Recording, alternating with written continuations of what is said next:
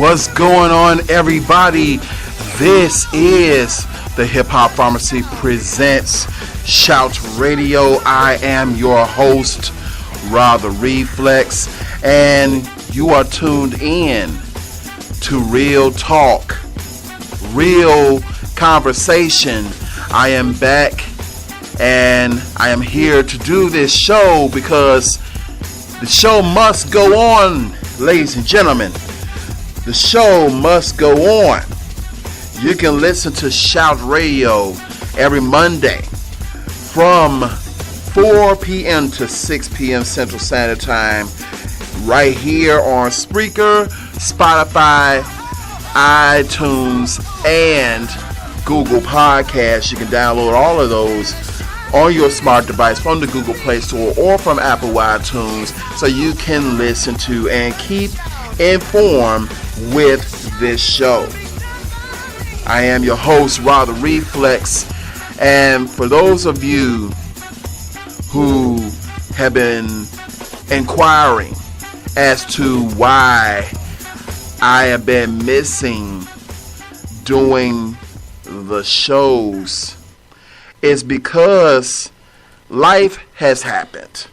Life happens. Life happens when we go and take trips around the sun. And first of all, what I mean by life happens is I lost someone very close to me. I lost a sibling.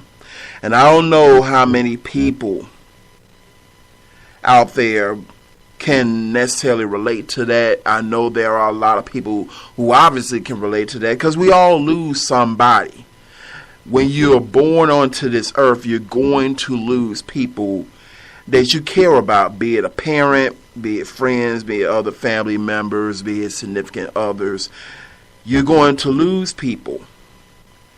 And you can sit back and you can worry about it, and you can cry about it, and you can feel all various different emotions about it, which I've done, which I've felt. But it is necessary for us to understand where we must go from that point. What is it that you need to do to pick up your bag and carry on? And I know this is something that I needed to do because of the fact that this is something that those who have came before me required of me to do. It's one of those things that they say, for with great power comes great responsibility. I don't proclaim a bunch of power, but I understand the responsibility to what I do. My responsibility is for me to make the necessary moves to speak on topics that pertain to my community. And I know I host a hip-hop show. I host a hip-hop pharmacy. I host other shows similar to it. I host various different formatted shows. Big shouts out to Dina Bearden, who is listening to me at this moment.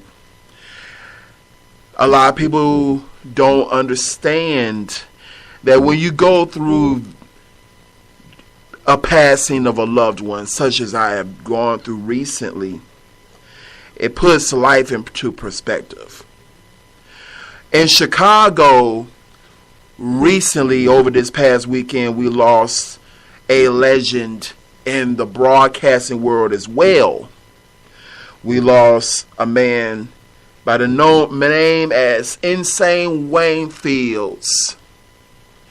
He was a veteran of talk radio and broadcasting in Chicago at WVON. He passed away Saturday at the age of 57 years old. There's still no word on the circumstances surrounding his death. However, foul play is not something that was a factor. There's also the passing of one Melvin Edmonds. Most of you may know Melvin Edmonds as Babyface's older brother, the R&B soul singer Babyface. His older brother Melvin, who was a member of the group After 7. He was also a member of the group Milestone. Passed away this past week.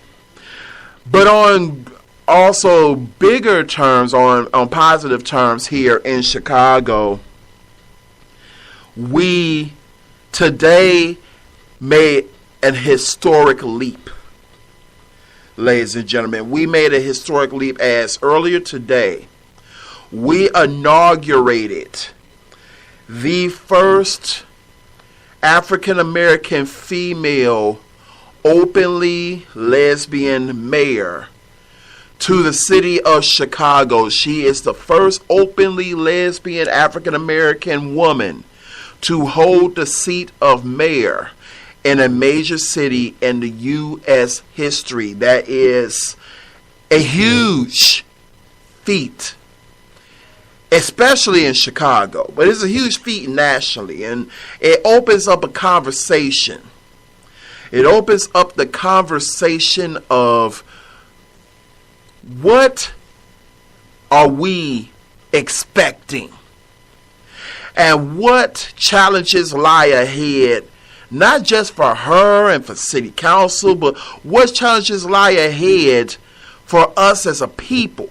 Because for us as a people, ladies and gentlemen, we are responsible for our own, and we are responsible for our fellow man to certain degrees.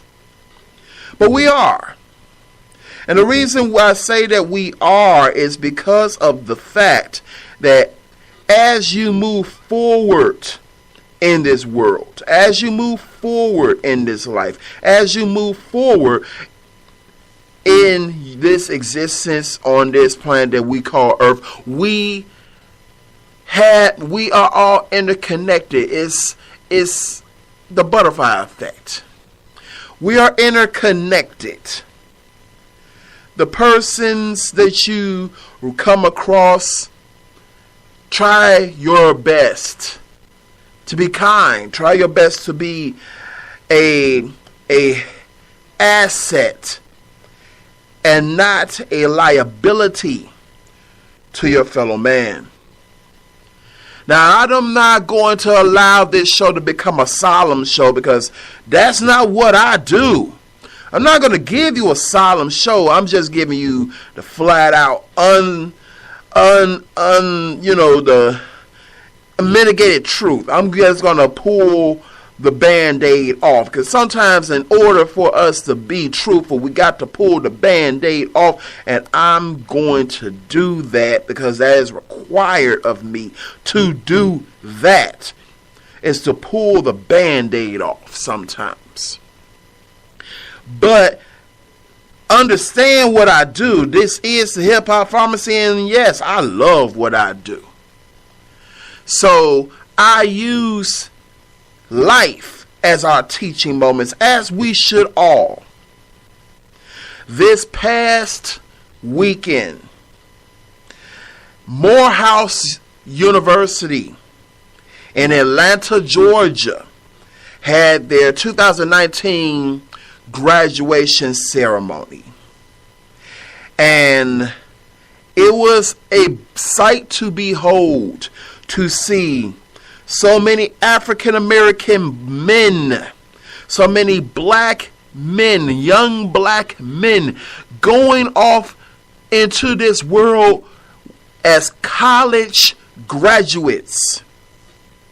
And that in it of itself deserves a round of applause, because a lot of people don't get that opportunity. A lot of people don't do those things. A lot of people aren't able to, for whatever circumstances and reasons, may not have those opportunities. So for these black men, I commend you.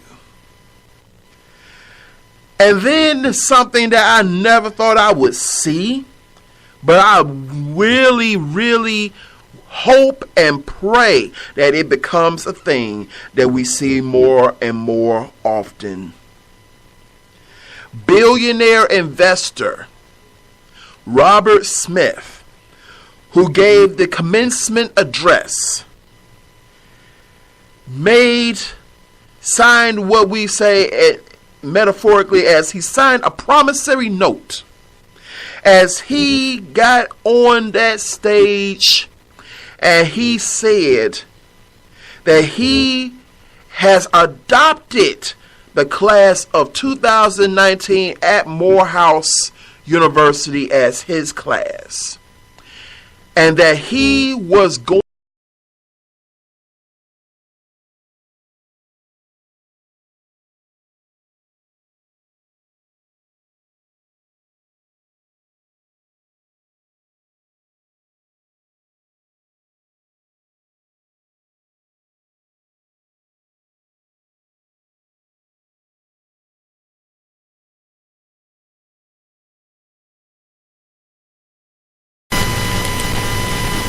It was epic. It served a huge purpose. It was an epic purpose that Robert Smith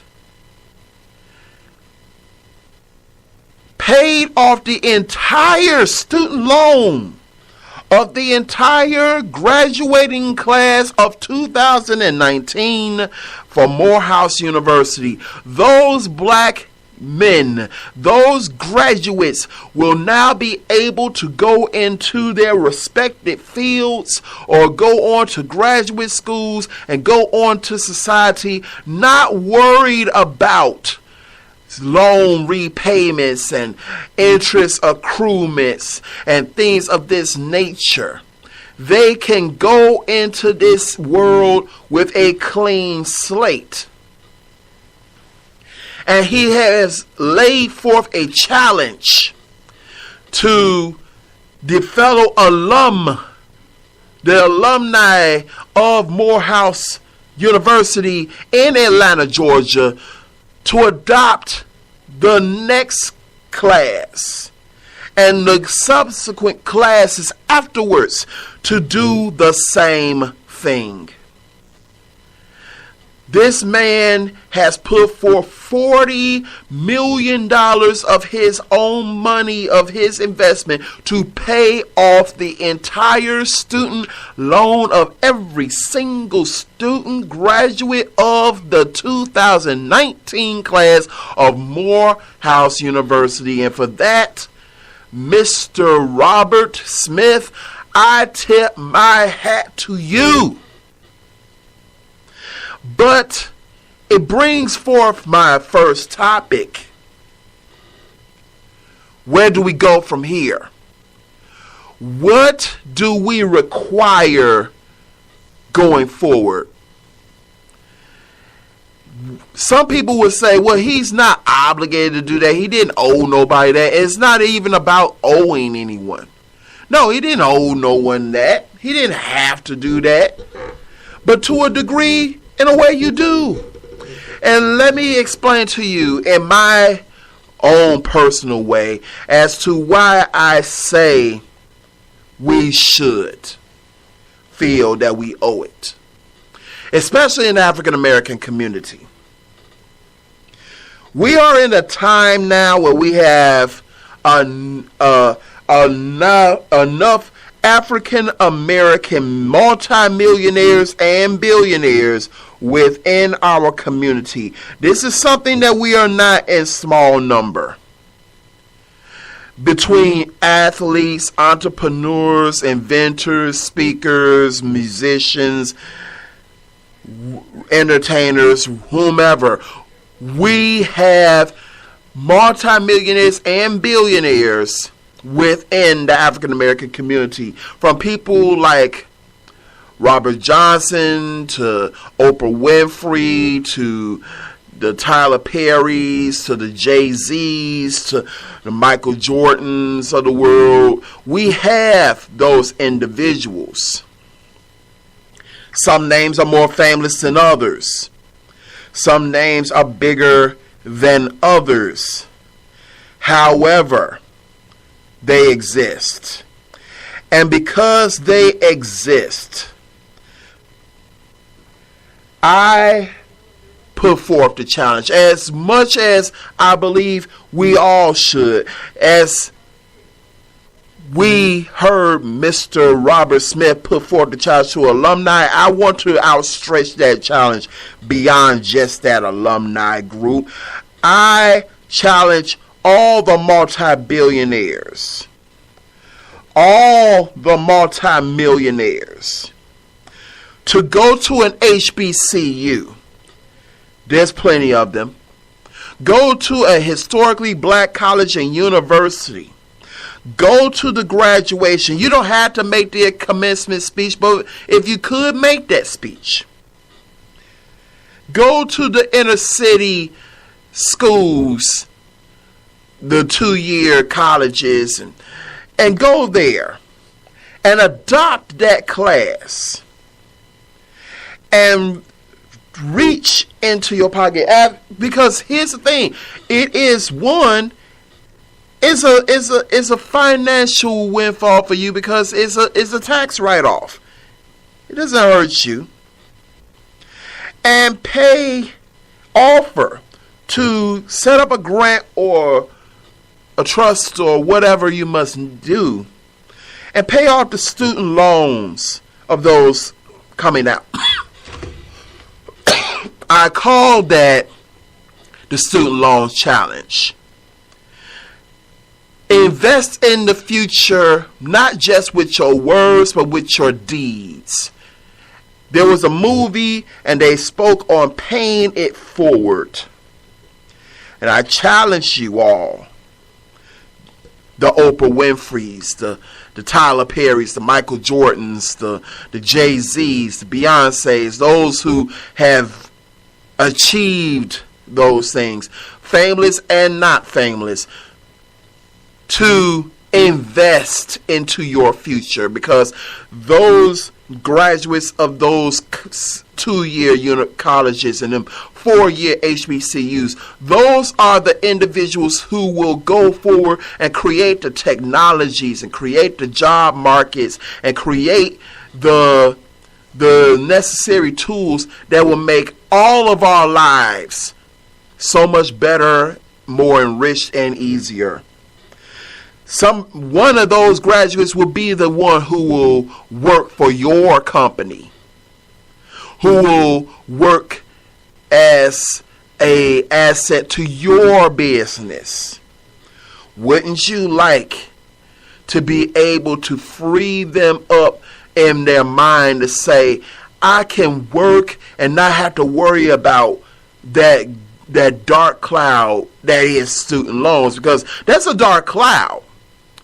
It's a very dark cloud when you graduate from college and you're staring down the barrel of a $70, $80, $100,000+ student loan debt that will take you 30, 20, 30, 40 years to pay off, and you're working in your field or may not be working in your desired field, and you still have to be beleaguered by that. So I challenge you. We've had dance challenges. We had the ice bucket challenge. We had dance challenges. We have all these challenges that we do on social media, on Instagram and on Twitter and on Facebook and on every platform. We have a challenge. Every year there's a new challenge. Well, this is the challenge that we want. Hashtag Student Loan Challenge. Make this a thing. All those who hear me, hashtag that out. Hashtag student loan challenge. Hashtag and add Oprah Winfrey to your post. Add Jay-Z to your post. Add Robert Johnson to your post. Add those multi-millionaires and those billionaires who can do those things.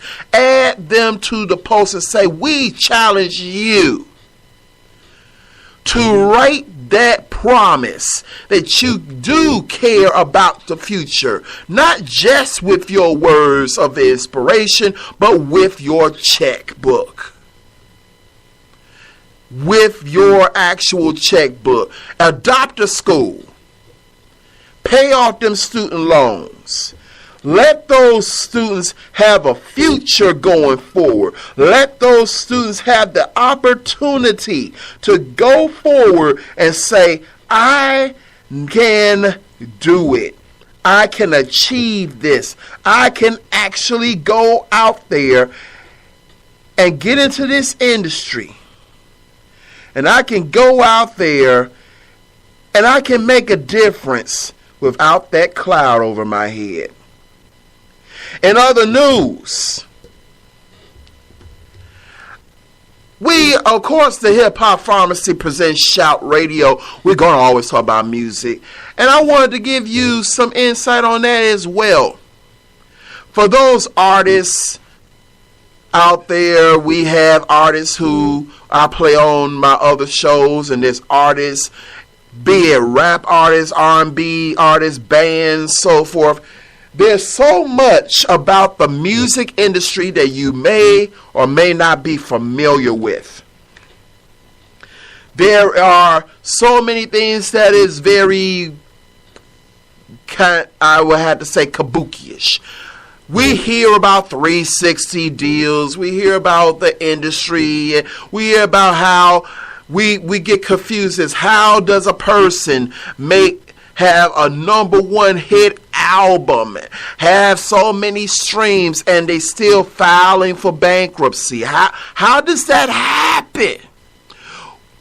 How does a group like TLC who went multi-platinum and still filed for bankruptcy? How does New Edition have a number one platinum album and hits on the radio and get dropped back off in their projects in Orchard Park and Boston, Mass, with a check for $1.87 in a Betamax VCR? How does this happen? How does artists in this industry not be able or are somehow still getting bamboozled by their contracts? How is it that they're not maximizing money when we're hearing them all on the radio? Well, there's the music industry is made up of two words. Music, which is what you hear, and industry, which is what you are a part of. And I am going to give you some valuable information provided to you by my friends over at Be Amazed. And this is some of the stuff that you should be aware of if you are a up-and-coming artist, if you are trying to get into this industry. Keep this in mind. So pay close attention to this, and I will be back with you shortly after this plays to give you the weather report. This is the Hip Hop Pharmacy presents Shout right here on Spreaker, Spotify, and all places podcasters podcast. Let's go. The music industry should be simple, shouldn't it? The most talented artists produce music, and the public decides which artists they like the best. But the truth is far darker and more muddled than that. In fact, much of what the music industry produces is a result of slippery tactics that take advantage of the artist, the songwriter, and the listening audience. So just how do record bosses take advantage of you and the performers you listen to? In this video, I'll show you 10 of the most shameful things the music industry would rather you didn't know. Number 10. Artists rarely write songs. Only a handful of today's hitmakers put pen to paper and write the music that makes them stars. And that's true even if the artist's name is included in the songwriting credits. Some artists simply add 2 or 3 words to a song so they can get a share of the royalties. Take Avril Lavigne, for example. In July 2007, songwriter Chantal Kreveziak, who helped Lavigne write her second album, claimed the singer was a writer in name only. Other artists who faced accusations of taking credit for songs they didn't write include Elvis Presley, James Brown, and Lauryn Hill. And let's not forget the one wild rumor from 2003 that says the Avril Lavigne we know today is a lookalike who replaced her after she committed suicide. Could she really be an actor that just sings whatever the label tells her to? Probably not. But it is true that artists regularly employ ghostwriters to write their lyrics for them. They often don't even use their own voices. Autotune has taken over as a dishonest way for singers to hit notes that their natural voices just can't. Popular artists known for making rampant use of autotune include Maroon 5, Chris Brown, Kesha, the Black Eyed Peas, and Katy Perry. Number 9. Artist personas are fake. All artists want to be seen as genuine. But ironically, much of an artist's efforts to appear authentic means creating a fake persona to try and match the theme of their music. One example of this is Lana Del Rey. Her 2012 Born to Die album rose to number 1 in the UK charts and number 2 in the US due to her song Video Games, which was released on YouTube and presented as an amateur self-directed video. But the truth is, Del Rey had a history in music. She's released music under 2 different names in the past. So her organic rise to stardom with a self-produced video were not entirely accurate. In fact, many suspect Video Games was the work of a marketing team working for Interscope Records or Del Rey's wealthy father. And did you think Meg and Jack from the White Stripes were brother and sister? Because that's how they presented themselves when the band formed in 1997. But in fact, Jack and Meg were husband and wife. Jack White says the reason for the brother-sister con was so people would care more about the music, not the relationship. Number 8. Artist feuds are fake. Feuds between performers, particularly in hip-hop, make great fodder for entertainment and gossip magazines and websites. But most of the beefs between performers are in fact created to drive up record sales. 50 Cent admitted as much during his feud with Kanye West in 2007, referring to the beef between the two artists as just great marketing.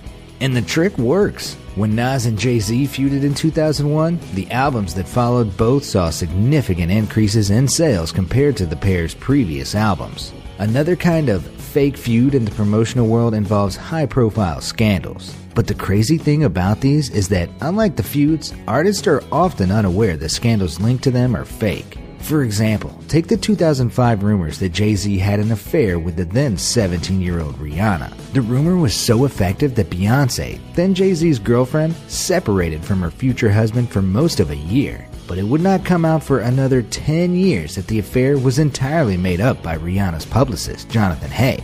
Hay said in 2015 that the PR stunt was out of desperation to help break Pon de Replay, Rihanna's first single. Now, no one can prove this rumor helped turn Rihanna into the megastar she is today, but it certainly didn't hurt. Pon de Replay made it all the way to number 2 on the Billboard charts, and the album it was on ended up selling 2 million copies worldwide. Number 7. Great talent gets dropped. Talent alone doesn't guarantee a successful music career, but as it turns out, neither does your past successes. Take Mariah Carey, who was dropped by Virgin Records in the early 2000s. Up until that point, Carey had been one of the most successful artists in history. She had 7 top 5 albums, including 4 number 1s. She also had 6 number 1 singles and had broken the record for consecutive weeks at the top of the Billboard charts. But Carey's 2001 release Glitter massively underperformed. So Virgin Records dropped her from a record deal just like that. But it turns out Virgin Records was wrong, and Carey had many more hits to make, with Glitter just a tiny bump in her otherwise impressive career. But if Carey can be dropped from her label, it shows that no artist is immune, no matter how successful. Number 6. Marketing over talent. Rihanna's fake affair and fake hip-hop feuds are just a couple of examples showing how marketing is what makes megastars, not talent. Now, this doesn't mean the biggest stars in music industry aren't talented, but then lots of people are talented, including plenty of unknown musicians. It's marketing that sets pop stars apart from the pack. One marketing trick is to purchase social media followers. Fan numbers on Facebook and Twitter are often used to determine if an artist is legit. But much of the time, the large numbers of followers you see for acts like Katy Perry, who has 83 million Twitter followers, are inflated by record labels who buy fake followers. In 2012, Forbes revealed only 23% of her followers were real, active users. Since Twitter removes fake accounts, she has many more real fans today. But still, according to TwitterAudit.com, about 12% are currently fake. Other artists like Akon have even more fake followers. Over 42%, in fact. Other artists have exploited online platforms in other ways to successfully promote their music as well. Drake used the hype created by the memes of his face to create the song More Than a Meme. And DJ Khaled, a club and hip-hop veteran, used his Snapchat account to push his career to new heights. But the ultimate proof that marketing is more important than the music itself comes from the fact that many record labels pay for the music of their artists to be beamed through their publishing channels. The fact is, we like things we're familiar with. Knowing this, musicians and record labels will pay to have their music broadcast on commercial radio as part of the normal day's broadcast. This way, even if you dislike a song the first time it's played, as you hear it more and more, you'll start to enjoy it. While this practice, known as payola, is officially illegal, there are legal ways record labels can still do it effectively. Using loopholes in the law, DJs can often receive large sums to play a track a number of times during the day. For example, for their song Thrift Shop, Macklemore and Ryan Lewis paid a flat fee to Warner Media Group every month to promote their album. They were under an independent label, but deemed it necessary to play ball with the bigger label to get their songs airtime. This sent the record to number 1. I can name a few songs I know that have grown on me over time. Can you? Number 5. Addiction. Stories of musicians' struggles with drug addiction are not uncommon. Amy Winehouse, Jimi Hendrix, and Janis Joplin are just a few well-known cautionary tales. And Demi Lovato's return to rehab was a recent high-profile case. But a number of famous artists managed to keep their drug issues hidden from public knowledge. Elton John had a major cocaine habit throughout the 1970s and 1980s, and Stevie Nicks' drug addiction was so bad that it burned a hole in her nose. Even when artists keep their struggles with drugs out of the public eye, they often don't from the eyes of police. Drug busts are a common occurrence for many musicians while they are touring. Justin Bieber's bus was searched in April of 2013 in Sweden. Migos' tour bus was searched in April of this year in North Carolina, and Rihanna's tour bus was also the subject of a search for drugs in 2013 at the Canadian border. Number 4. You don't need a label. Contracts are a tricky part of any business, but they can be especially difficult for pop stars. Most contracts for new artists give permission to the label bosses of an album to spend whatever money they want creating and promoting that album. The problem is, that money used to promote the artist gets taken out of the artist's piece of the pie. Little Boots, an English Euro pop star, explained she was in debt for her entire first record because her management spent so much on marketing. She said, "It's not like you're a business partner, really. It's more like someone's running your business for you, and they are doing it badly."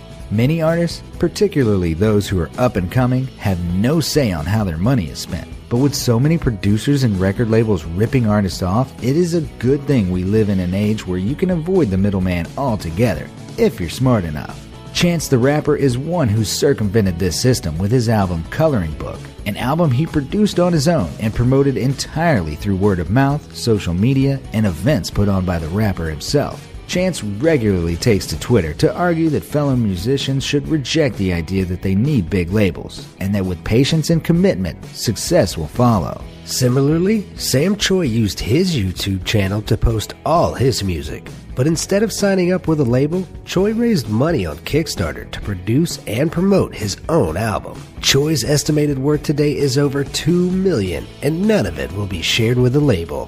Number 3. Exploitative record deals. An artist entering the business for the first time can be easy prey for executives who know they'll be willing to swap their future earnings for fame right now. And one of the most exploitative contracts an artist can sign up to is a 360 deal. These contracts give the label more than just a cut of the money the artist makes from records. These deals include a cut of any merchandise sold with the artist's name or image on it, and a cut of any income the artist receives while signed from any business venture.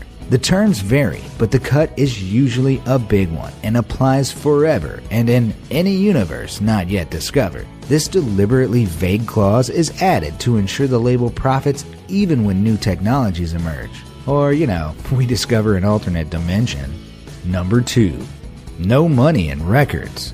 A recent report estimates that the music industry produced about $43 billion on all platforms last year. Of that, only 12% went to the artists. But before they receive that money, the record labels, distributors, and streaming services take their piece of the pie, leaving very little for the artist who actually made the song a hit. Instead, artists must use their songs as promotional tools to make money by touring or with their own product lines, like Beyoncé's clothing range, House of Darion. But it's not just the public face of pop that suffers. Songwriters get a rough deal out of this too. Kevin Kadish, the songwriter behind Meghan Trainor's 2014 hit All About That Bass, only made $5,679 in streaming royalties for the song, despite it being played 178 million times on streaming platforms. This happens because until recently, streaming services have been largely unregulated. And working with the labels, streaming services like Spotify set very low royalty rates. They argue playing the song is like a free commercial for the artist that then encourages people to see them live. Yeah, right. Through these 360 deals, record labels effectively own the musicians on their rosters. And when the executives make deals with streaming services like Spotify, they swap very low returns for their artists for a higher equity stake in these upcoming streaming platforms. Record labels are buying up more and more services like Spotify, giving them a foothold in the emerging streaming market at the expense of musicians. Number 1. Subliminal messages. Much of an artist's core audience is young and impressionable, so producers will include subliminal messages for business purposes, such as buying more of the artist's music or direct references to deals the label has made with advertisers. Other music videos will include references to brands, as in Iconopop's track All Night. Ostensibly, the video is all about empowering the transgender community. But beneath this feel-good mission is a not-so-subtle attempt to sell vodka. Product placement in pop music is nothing new. But with the lines so blurred between artistic expression and corporate influence, it's almost impossible to avoid being bombarded by these hidden messages. Music produces such an emotional response in the listener that the danger is you end up associating specific feelings with specific products. And when that happens, the record labels and advertisers have gotten into your head. But some even go so far as to claim the music industry is controlled by Satanists or the Illuminati, and point to the video for Justin Bieber's Where Are You Now as evidence. The video features images and phrases written by fans flashing in the background while Bieber sings the song. Many common Illuminati symbols are repeated in the background throughout the video. Messages such as kill the poor, handjobs for God, and love the devil are all included. For conspiracy theorists, this is just the latest example of a shadowy global elite trying to push their secretive and terrifying agenda onto an impressionable young audience. But many have questioned, if there really is a secret elite ruling the world, why are they using Justin Bieber as their subliminal spokesman? Surely they have better things to be doing, like starting wars and controlling the price of oil, instead of drawing on some Canadian kid in permanent marker. Other songs that have been accused of having a subliminal agenda include Hotel California by the Eagles, Michael Jackson's Little Susie, and Katy Perry's Firework. Supposedly, if you take parts of these songs and play them backwards, they reveal hidden calls from Satan, such as this section of Hotel California, which apparently says, "Satan hears this. He had me believe in him." Well, Satan might hear that, but I don't. These reverse clips sound so unrecognizable, you could pretty much hear anything in them. In fact, I swear I heard him telling you to subscribe to this channel in that Eagles clip. But putting Satan's interest in classic rock to one side, record labels will exploit any tool to make profit, including manipulating our psychology. That doesn't mean they're in the pay of the Antichrist or the Illuminati, but it does mean we should be more aware of their often sneaky tactics. So what do you think? The music industry is clearly a cruel industry that has broken many talented artists. But could it really be controlling people's minds? Let me know what you think about the music industry in the comments, and thanks for watching.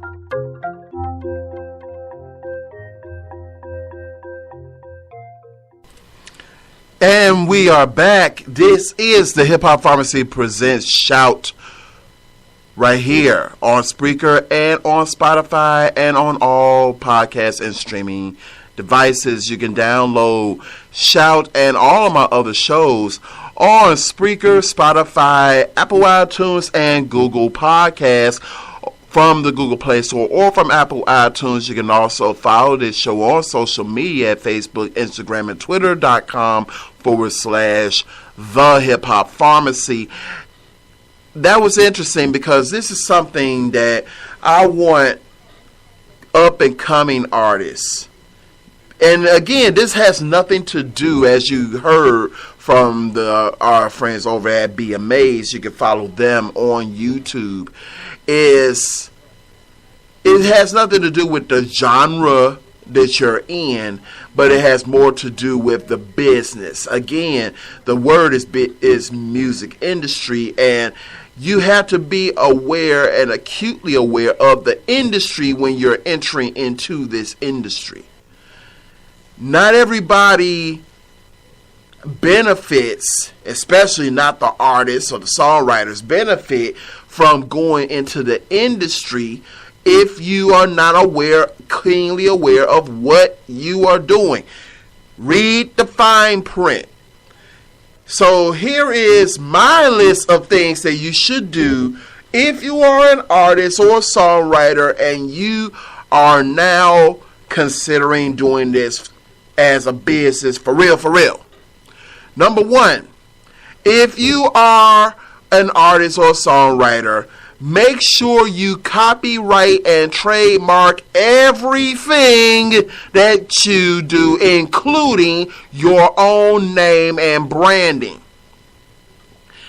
Ludacris did a song called Tell It Like It Is, and on one of the verses he said, first thing you got to do is trademark your name.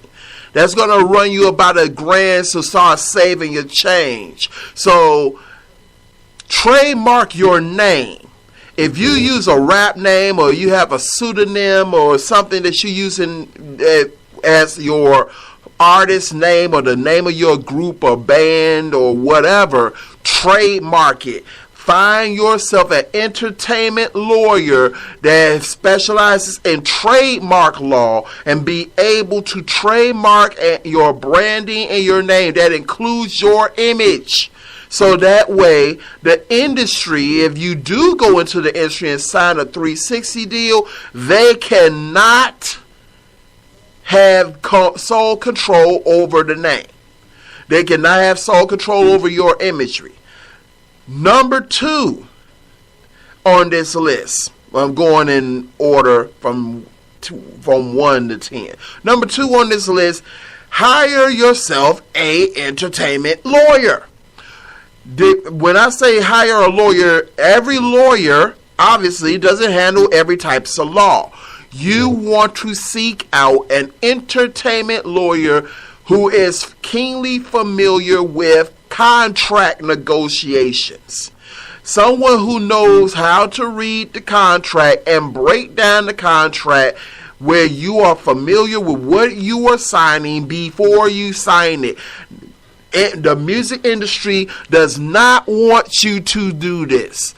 They will make you feel like we're going to offer you the moon. First thing we're going to do, because the first thing they're going to say is how much money you can potentially make. They're going to sell you. They're salesmen. So they're going to tell you, just like when you buy those miracle drugs, or it's like what we used to call it, a snake oil salesman. When you sign, like we saw in the New Edition movie, you're going to make $30,000 off the first single. Of course, you're going to be like, this is great. I never heard of 30,000 in my life at one time. I never held 30,000 at any given one point at one time that I could just spend. Oh yeah, I'm signing this contract. And you got people around you who they got excited and they gonna have you sign the contract like the members of New Edition did when their mothers was like, yeah, because they was in the projects. They don't want to be in the projects. Somebody offered their child $30,000 to sing, sign the contract. Be aware. Before you start getting excited over the money, you have the right to hold on to the contract and request that your entertainment lawyer read the contract before you sign it. Do not be hasty signing it. I know that they will say, oh, well, we can make another you. But in actuality, if they came to you because they want you. If they could go out just finding another you, it wouldn't have came to you. So you have a little bit of leverage. So tell them, look, I appreciate this. I like your offer.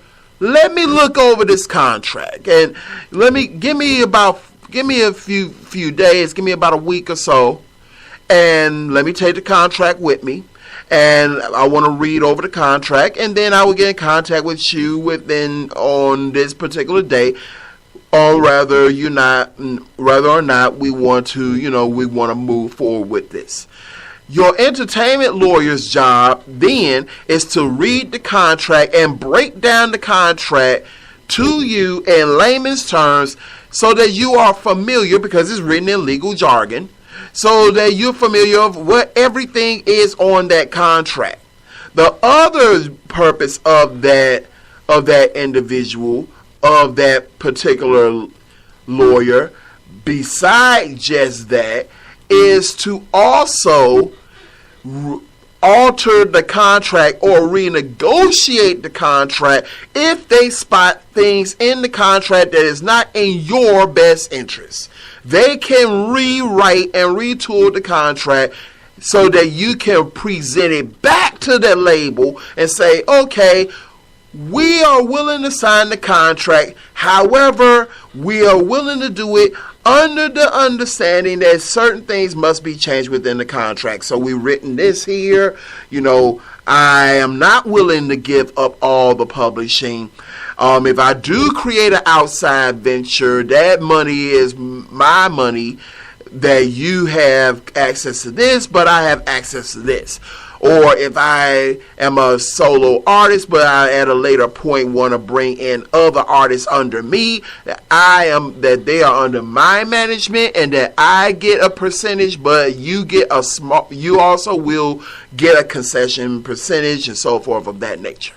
So that's the importance of having an entertainment lawyer, which brings us to number 3. If you're taking this seriously, understand how to diversify your portfolio. If you are a songwriter, if you are a R&B artist, a rap artist, a singer, a musician, whatever you are, make it clear with yourself and your mind and your team, this is not all that you're limited to doing.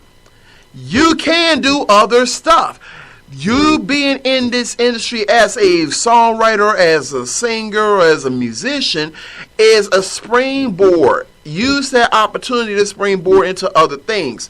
That is why you're seeing so many artists doing other ventures. That's why you see Diddy go into the liquor business, and that's why you saw Jay-Z go into the liquor business. That's why you seen people like Killer Mike and Nipsey Hussle buying back the block and going into real estate. That's why Ronnie DuVoe went into the real estate game with his wife. That's why you seen these different things. Some people go into the fashion industry. Some people go into the perfume industry. Some people go into stuff as simple as just buying a bunch of smaller businesses within the community. Clothing stores, shoe brands, barber shops, hair salons.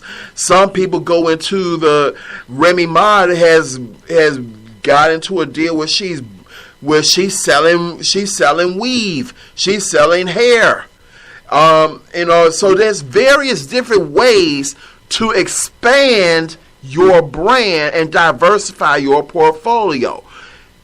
What you're doing is you're creating other avenues of income. The same way that any other businessman does. What any other businessman or businesswoman does throughout the world is the more money you got coming in as opposed to the amount of money you had going out. If you can get it where more money is coming into your account and less money is going out of your account, then you are in a position where you are winning. So because it's just simple mathematics. You want more money to come in and less money to go out. And the best way for you to get more money to come in is to invest, is to diversify, is to look into other avenues and different revenue streams.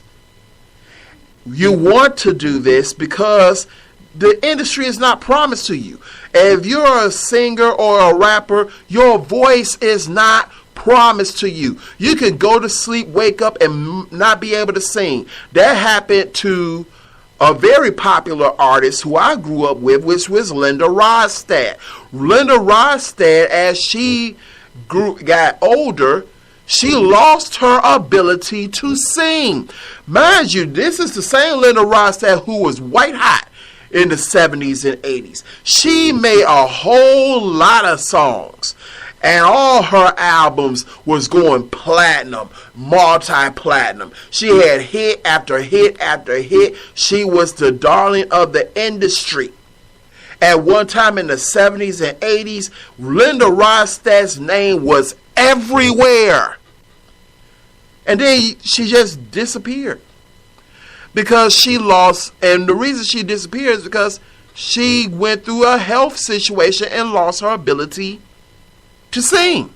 Same thing happened to Angela Bofield. Angela Bofield went through a health scare. She had a series of strokes, and those series of strokes rendered her unable to sing. This is the same Angela Bofield who had platinum and gold albums, who made the song I Tried, which you can hear on Hypnotic Radio every Thursday. She made some beautiful songs. She can't sing anymore. But if she owned her royalties and she had diversified her income and she had got into other avenue streams, she would be financially prepared in the event that you are unable to sing. But unfortunately, that knowledge base was not shared with her at that time. And she went through a point where she went through bankruptcy. She almost lost her home. She almost was homeless. And this is not just with artists or so forth. This is with a lot of businesses. I was watching, believe it or not, I was watching some old reruns of American Gladiators last night, and it brought me to look up some of the original gladiators. And one of the original American gladiators was a black woman by the name, if I'm not mistaken, of I believe her name was Siren or something of that nature. And she was making money with American Gladiator. She was a very popular American Gladiator until the show reached the end of its run. She was no longer on the show. She suffered a knee injury while she was one of the American Gladiators. That one knee injury set off a chain of events, because then she was in a domestic violence situation with her then husband, which caused her to have to flee that home. And in the process of fleeing the home, because of her domestic violence situation, she wound up being homeless because she couldn't work because of the knee injury that she sustained while she was on American Gladiators.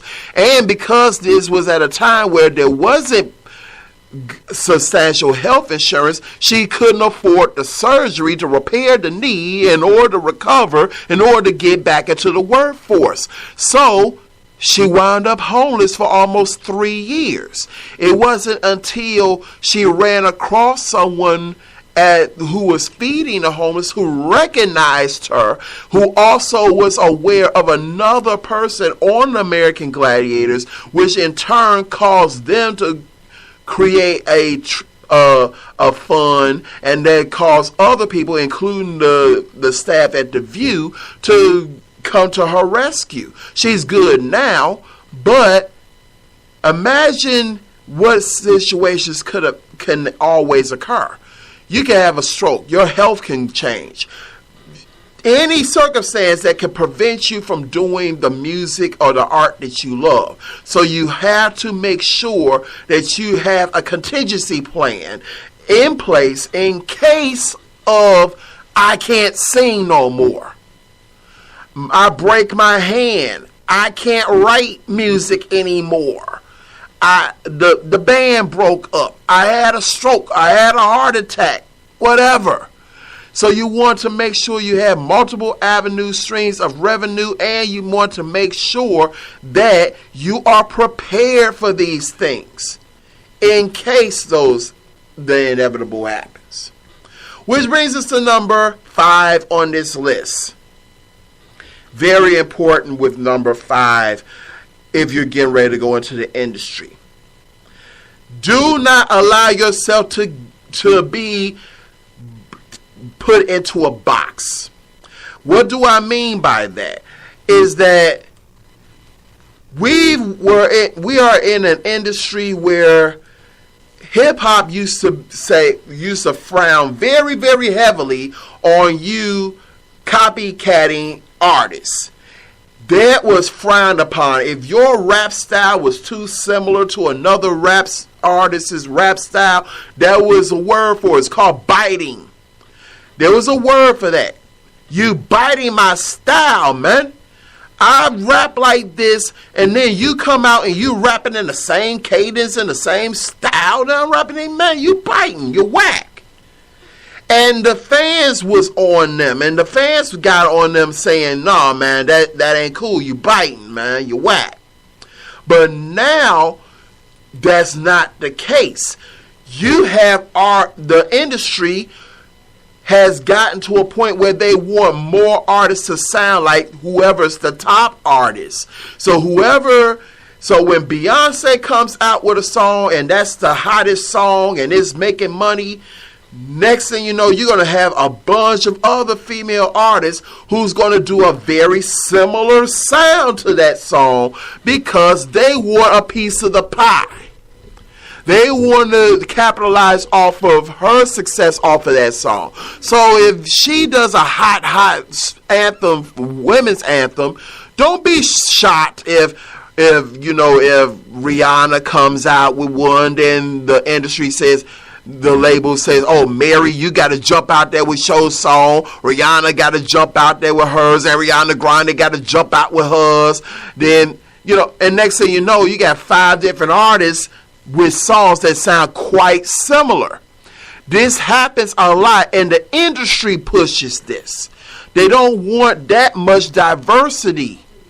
And you hear this on the radio. You don't hear the diversity that you may have heard 25 to 30 years ago. 25 to 30 years ago, there was a lot more diversity amongst artists. Now, it's more cookie cutter. Which brings us to number 6 on this list of things you need to be aware of when going into the industry. When you are going into the industry, you got your entertainment lawyer, you read over the contract, everything looks good, you sign on, you getting your piece of the pie, they're getting their piece of the pie, everything was good, everything is fine, you're happy and all that, you diversified your income, you got your sound. Understand this. When you are now on this particular easy street, recognize that the industry is a ever-changing beast. What you did last year may not be hot the next year. Hey, what you did last year, may not be hot 6 months. We go into ebbs and flows in this industry. And you went from the hair bands of the 80s. Everybody wanted to do power ballads with a lot of bands. You had a lot of power ballads, the hair bands such as, Bon Jovi and all those things, Journey. You had those hair bands. But as the 90s came into play, hair bands lost a lot of its steam. People didn't want to hear hair bands. That ushered in what we in the 90s knew as the grunge era. So that's allowed for groups like Nirvana to come in. And they came in with a different sound. They came in with a different look. That they were not the big puffy hair and the spandex look. They came in with the flannel shirt, the rural suburbia look, the stringier hair, the more darker video imagery. Same thing with R&B music. We went through an era where it was R&B, the 80s R&B, and then somewhere along the line, entering the 90s, we went into what we now know as the New Jack Swing era, where R&B started to merge more with the hip-hop genre, and you had R&B artists linking up with rap artists or rapping themselves on their songs. They were singing to more hip-hop based beats as opposed to R&B soul beats. The era of in the 80s, you had that era where people were using more synthesized beats, more computerized synthesized beats. The beats that you heard on songs like, It's Like Candy by Cameo and things of this nature, it was very synthesized. I Feel For You. They were using that sound.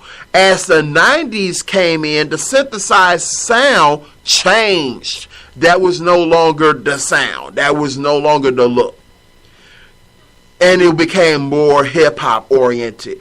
That's when Boys to Men and Bell Biv DuVoe and En Vogue and New Edition and all them started to change. And then the New Jack Swing era and Guy and Blackstreet, and that happened. And then as we started going into the 2000s, the auto-tune era started coming in. The New Jack Swing era faded. So now you start hearing the T-Pains out there who are auto-tuning like you hear now. So the industry is an ever-changing beast, and you never quite know what the next thing is. So because of that, don't allow yourself to just be typecast into one thing. Don't just ride the wave if you're looking for longevity. Be willing to try different things within it. And yeah, you might, and it's a slippery slope because you could lose some of your core fan base. You could gain some of your fan base. Michael Jackson, when he started off with the Jackson 5, was R&B soul. When he went solo, he moved as they changed, as the industry changed. They started with R&B soul, sounded more doo-wopish, the Motown sound. Somewhere in the 70s, disco came into play. And when the Jacksons got into the disco era, that's when you started hearing songs like Blame It on the Boogie. You started hearing that. You started hearing, Shake Your Body Onto the Ground. You started hearing, State of Shock. It had more of a disco sound. Then as he left and the group and went solo and started working with Rod Templeton and Quincy Jones, he went from the disco era into more of a pop era. So then his sound changed again. That's when he became the king of pop, when he started working with CBS and Epic, and he started working with Rod Templeton and Quincy Jones, and less with Berry Gordy and the Detroit Hit Squad. So the industry changes. Be willing to change with it. Number 7 of my 10 list is be willing to always be Think beyond your circle. What does that mean? You may be hot in Chicago. Let's say you're a Chicago artist. You hot in Chicago. You good in Chicago. You're the man in Chicago. You're the woman in Chicago. But them cats in New York don't know you. What are you doing to appeal to that audience?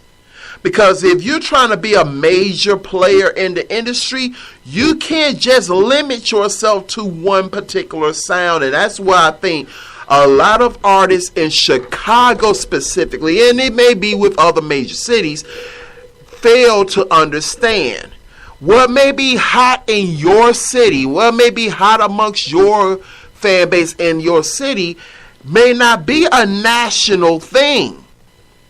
And because it's not a national thing, you're limiting your audience base. So if you're doing trap and drill music, if you're in Chicago and you do strictly drill music, I got news for you. Drill music may be popular in Chicago, but if you go on the West Coast, they don't give a damn about drill music. They're not listening to drill music like that. If you go in the Bay Area, they're not listening to drill. They're using the hi-fi. So you going over there with your drill music, and they're like, okay, what is this? This ain't my sound. Every region has its particular sounds, but those artists who make it national and then ultimately global, they're not limited to that sound. They may still have songs that are of that sound because they have to, because it's still a homage to their home. But they also have a universal sound as well to suit the universal audience. So when you hear, the Wu-Tang Clan has songs that speak to Stapleton, that speaks to Staten Island. But the whole album ain't like that. You may have artists from the South, and they have songs that relate to the South. But their whole albums can't be like that. Think about it, if a New York artist, if they had 12 songs on a release, and all 12 of the songs is talking about the boroughs of New York and what's going on in New York, guess what? A person who lived in Seattle, Washington, cannot relate to that. We don't have boroughs. I don't know that street. I don't know that term. I don't know that slang. We don't use that slang.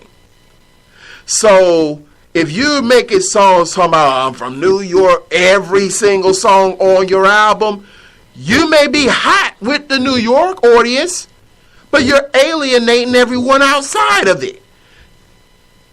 Why would you do that? Number 8. And I hate to use this quote, attribute this quote to R. Kelly, but he did make the quote. The earth is my turf. We as artists, we as broadcasters, we as people have to understand the earth is much smaller than we think it is. The earth is your turf. The earth is your territory. If you're serious about your artistry, or you're serious about your business or whatever ventures you're going to, don't be afraid to move around. Don't be afraid to travel, to sell your wares, to shake some hands, to make new relationships outside of your comfort zone. So if you are a Chicago artist or you're a New York artist, come up out of New York sometime. Come up out of Chicago. Come out of Seattle. Come out of Atlanta. Come out of LA sometime. Travel to Houston. Travel overseas. I'm finna rock a stage over in Germany. I don't know no German, but guess what? They like my song. So I'm finna get me a passport and I'm finna go over to Germany. And I'm going to learn a couple of terms, and I'm finna shake some hands, and you know what? You might make, like Chubb Rock says, you might make a new friend. And if you make a new friend, that new friend might be the person that helps you blow your music up in Germany. Then you go to Australia and you blow up in Australia. Then you go to England and they like you. Then you go into Dubai. Oh, they loving you. Then you go down to Nigeria. Nigeria likes you. Now the earth is your turf. So when you come out with your album, it may not sell as big in the United States. It might go multi-times platinum in Nigeria. Money is money. So if there's plenty of artists who you're like, man, what happened to them? They ain't doing nothing in the United States. But they're good. Why? Because, they may not be making no money as far as their recordings in the United States, but they touring globally. They making their money overseas. Everything ain't just happening in the U.S. Take, for instance, Truth Hurts. Truth Hurts had, she had So Addicted and all her songs in the U.S., and then she really doesn't really totally sell that heavily in the U.S. anymore. But if you go over to Amsterdam, if you go over into Germany, if you go into those countries, you would think she was Beyonce over there. She's acting and doing TV shows and doing drama, and she done released albums that you probably aren't even familiar with, that she released strictly overseas. Why? Because of the simple fact the earth was her turf. Some of your favorite artists that you think fell off really didn't fall off. They just changed lane. They just on another screen in another household. Number 9 on this list, we're winding down, ladies and gentlemen. Number 9 on this list is Pay It Forward. Like Robert Smith did, pay it forward. If you are a songwriter, especially songwriters, if you out there and you see another songwriter out there, give them some pointers. Give them some, put a hand over their shoulder. Man, come on in. Lady, come on in. We can work together. Let's collaborate on something. Don't be afraid to collaborate. Don't be afraid to do some business with other people. That's how you build relationships. It's called networking. You may be during a downslope, but another writer might be on the upswing, and you collaborate with them. And guess what? You're getting a piece of that pie.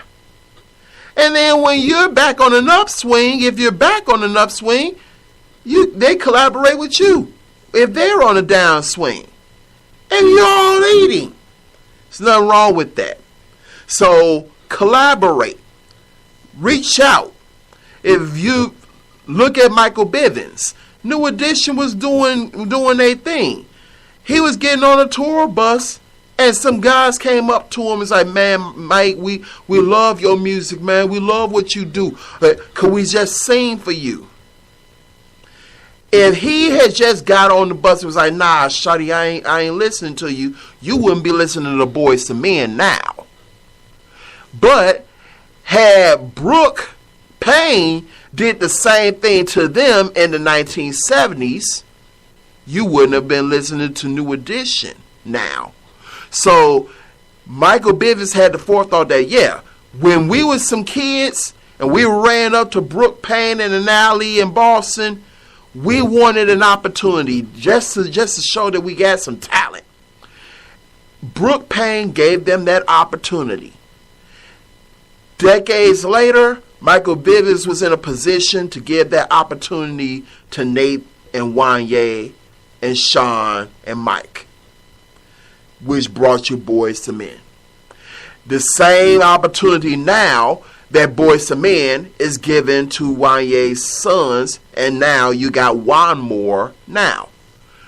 Pay it forward, as they say. Work with some other people. Which brings us to number 10. You done made your money. You did your thing in this industry. Be it you did it independently or you did it through a label. You've done your thing. You've made your money. Always be gracious and always look at it as thank you. Always thank your fans. Always thank those people who helped you go along your journey along the way. The engineer who at the first studio who made you sound good on the debut album that helps you get your first deal out there. Thank that guy. Those fans who come out to the concert or come out to the record signing or come out to the book signing or come out and everything to the concert and buy the shirt and buy the poster and want the autograph. Thank that person, because they don't have to do that. They didn't have to spend their hard-earned money to help you reach your dream, because they have a dream too. But they are funding your dream. The least you can do is show some graciousness and be grateful. So when that 8-year-old kid comes up to you and says, "Sir, can I get your autograph?" Even if you're tired, sometimes you are. If you're on the road, you don't feel like signing it, sign that autograph. And if you really, really, truly just can't sign it, at least be gracious enough to give a gracious explanation as to why you can't. It may not always be received. I get it. Some people are just a-holes about it. They as assholes. No, you're going to sign this autograph. Don't do that. Don't fall into that loop. Don't fall into that trap. Be gracious even when the people around you ain't gracious in return to you. Sometimes you can do way more damage to another person by doing the damage of being gracious and being a good person. Ladies and gentlemen, let me repeat that for you. For those guys in the back, you with the blue shirt on, the guy in the back, the woman with the cheeseburger, I want you to hear what I'm about to say.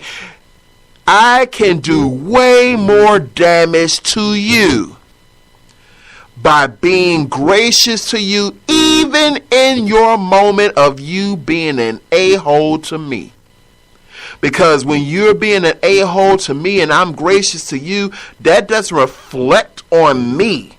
It reflects on you. And after a while, if you're around some people, they're going to look at you like, man, why are you being such a dick? This dude is really, he being nice to you and you just being a whole man. I didn't know that about you, man. You acting totally different right now, man. I don't get you. Sometimes you got to put that smile on your face and keep it moving even when you want to frown, even when you want to cry, even when you want to say, no, I don't want to sign no damn autograph. Hell with your autograph. No, I don't want to sign it. I've been on the road. I've been on a 29 city tour. I did 3 shows in 24 hours. I'm tired. But you still leave a little bit of room to say thank you. Because that $60 ticket that person paid, they could have kept that in their pocket. That $40 t-shirt that really only cost $5 to make, but they paid $40 for it. And all your signature was free, but they paid $40 for a $5 t-shirt just because they like you that much and they believe in your music and that music inspired them. Give them a smile. Shake a hand. Some of y'all going a little too far with it and shaking an ass, but whatever. if you want to, get down with your fan base and everything, who am I to control your vaginal or your penile walls? But you don't have to go to those extremes. But hey, show graciousness. Be grateful. That is my top 10. So, it's time for me to give you this weather report. The weather, as always, is provided to you by our friends over at AccuWeather.com. You can download AccuWeather on any smart device from the Google Play Store or from Apple iTunes, so you can keep abreast of all weather forecasts, alerts, and warnings throughout your area and surrounding areas of which you may be traveling currently in downtown Chicago, where I am located at the present moment. It is a current temperature of 52 degrees and cloudy. But with the real feel index, it feels like it's 48. It's a little breezy out there. It's comfortable, but it's a little breezy. You might want to wear a light jacket. And expect an overnight low tonight of 46 degrees. Here's your 4-day forecast. Actually, your 4-day forecast. Starting with Tuesday. The rain is still there. It's coming back, ladies and gentlemen. We didn't escape that rain. The rain will be back Tuesday with a high of 54 degrees and an overnight low of 52. And then Wednesday, here comes the heat. Partly sunny. And I'm warning you now, it's going to be humid on Wednesday with a high of 82, yes, I said it, 82 degrees and an overnight low of 63 degrees with potential thunderstorms in the region. Thursday, cloudy with a high of 81 degrees and an overnight low of 63. And your weekend starts Friday with a high of 82 degrees and an overnight low of 66. That is your Chicago weather, provided to you by our friends at AccuWeather.com. Now, for my other people out there who they don't live in Chicago, they want to know about the weather. Why can't you ever tell us about the weather in other cities? I want to know about the weather in my city. Well, I'm going to give you some weather outside of your city. So, for my New York people, yes, in New York, yes, we're going to give you some forecasts where you are at. So, let me be that voice for you. In New York, the current temperature is cloudy with a current temperature of 84 degrees. It is 84 degrees today, right now in New York City, in the Manhattan area, and expect an overnight low tonight of 55 degrees. That is your weather in the greater New York area. In Los Angeles, your current weather is partly sunny with a high of current temperature of 70 degrees and expect an overnight low of 55 degrees. That is your weather. For our people in Atlanta, Georgia, currently your temperature is sunny with a high of current temperature of 84 degrees. Expected to get a little higher to top off at 86 degrees, and your overnight weather will be at a temperature of 64 degrees.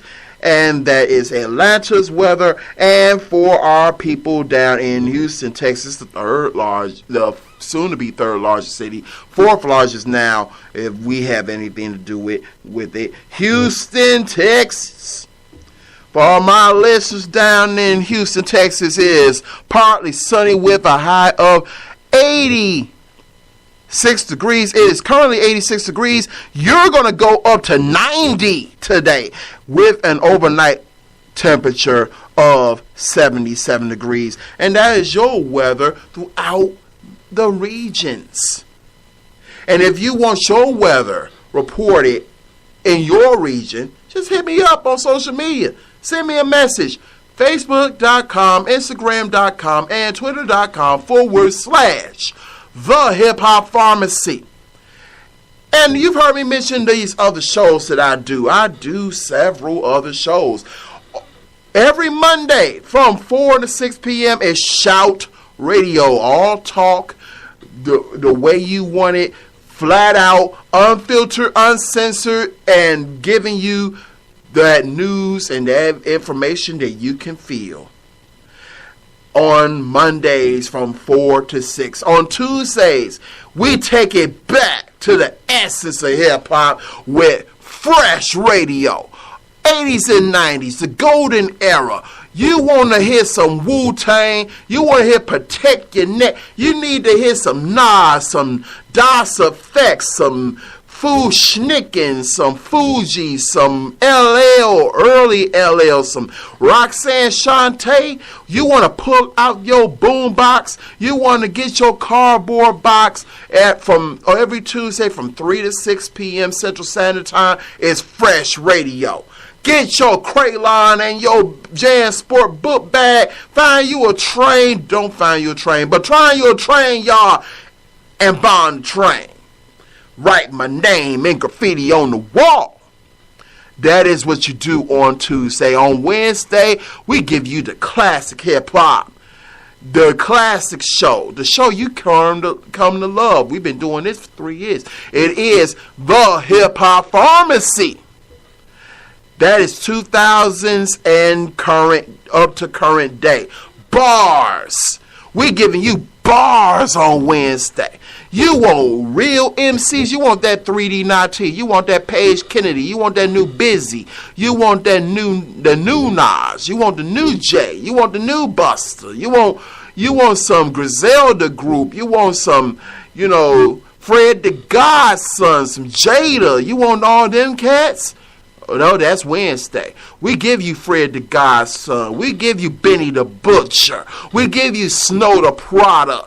That is Wednesdays. And then on that's from 3 to 6 every Wednesday, 3 to 6 p.m. Central Standard Time. And then Thursday, we slow it all the way down. Thursday nights, 7 to 10 p.m. Slow jams to make you go, the relaxing slow jams on Hypnotic Radio.